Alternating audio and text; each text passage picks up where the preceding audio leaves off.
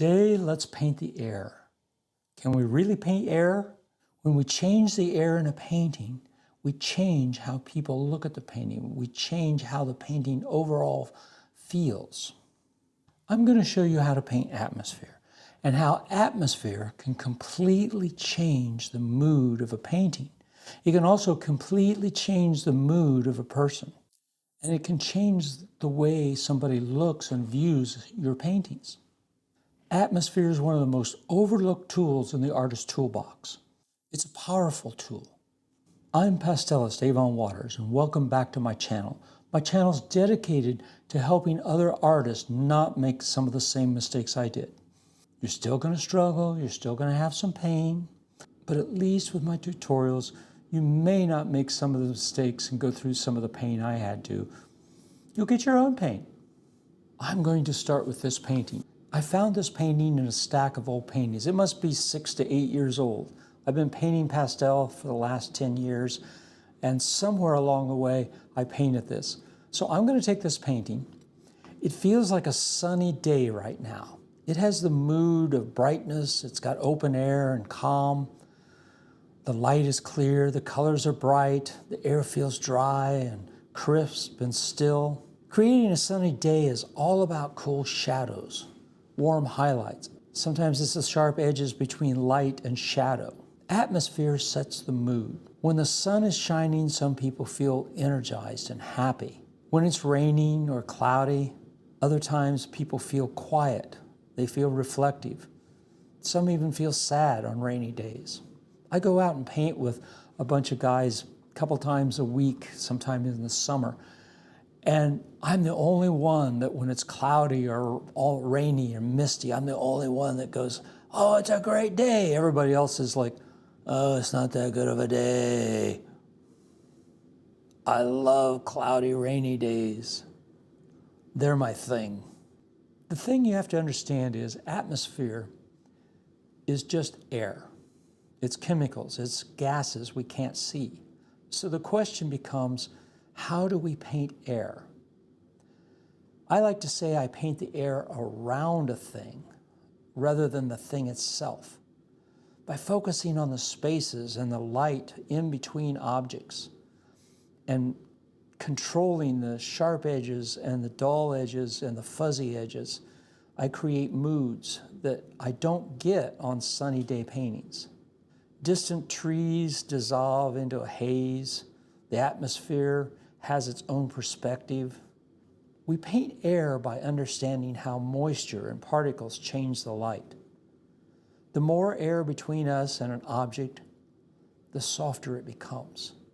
The mist in the air is nothing more than dirt and dust particles that water particles have surrounded. That's what rain is. You ever notice when your car, after a rain, gets water spots all over it? That's the dust and dirt that's in the air coming down with the moisture. So when we're trying to paint air, we're really painting the light refracting off all these dusty particles with that oxygen and gas we can't see. It's those particles and it's the light that lets us see the air. And that's what we're really painting. When you understand that, you can feel how that air wraps around an object and fuzzes the edges. This painting, I'm going to try to keep some of the same colors, but in the end, I'll play with these colors and shift them. But I want you to see how you can just take your hand and wipe across this painting, and already it creates a different atmosphere. One of the easiest ways to create mood is by controlling that detail. All that detail I put in that row of trees in the back, even had a few limbs sticking up. Run your hand across a painting. If I ruin this painting, like I said, it's 6 to 8 years old, it's nothing we're going to lose. But I think you'll see, as I do this, you'll see that the mood of the painting changes just by softening some of those sharp edges. This painting, for me, it's not photorealism or anything, but for me, it has a lot of sharp edges. I was just starting out, not knowing how to handle the paints and the edges yet, how to handle the materials. Look at the roof on this barn. Look how it almost glows when I wipe across it. Look at those edges glow. Oh, look at that. And all I did was take a sharp painting and just dust across. Now, I'm going to destroy this whole painting. At some point, you get too many soft edges and it just goes into mush. But that'll be our starting point. I'm going to take it to mush and we'll see where we can change some colors and layer in things. Layering is transparency for pastels. Unlike acrylics and oils and watercolor, where you have transparency, pastels are opaque. Oils and acrylics have semi-transparent, transparent, opaque colors, and you just switch depending on if you want to see some colors shine through underneath. But in pastel, they're all opaque. So pastelist, we have to create transparency by fooling the eye. And the way I do that is by controlling the pressure. As I put these colors on, I'm not pressing real hard. I'm letting some of those original colors that I blurred show through. And I like to add a little texture. This is a 400 sanded with clear gesso over it. Now, if you like a lot of details and you like mark making, then you don't want to put clear gesso over. But I like to put the clear gesso over and work with the texture to create my transparencies. You can do the same thing by mark making, putting similar colors side by side, and other colors show through. So you just don't cover everything up as you layer these marks.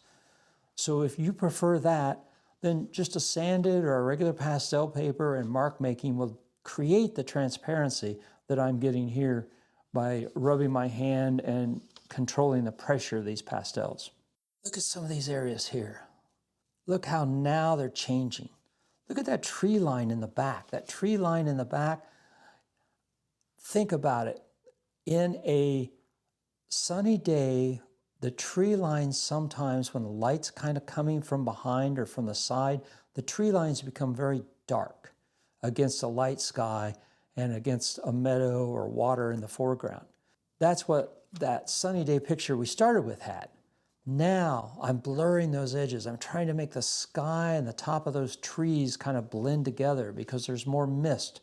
There's more particles in the atmosphere than on a sunny day.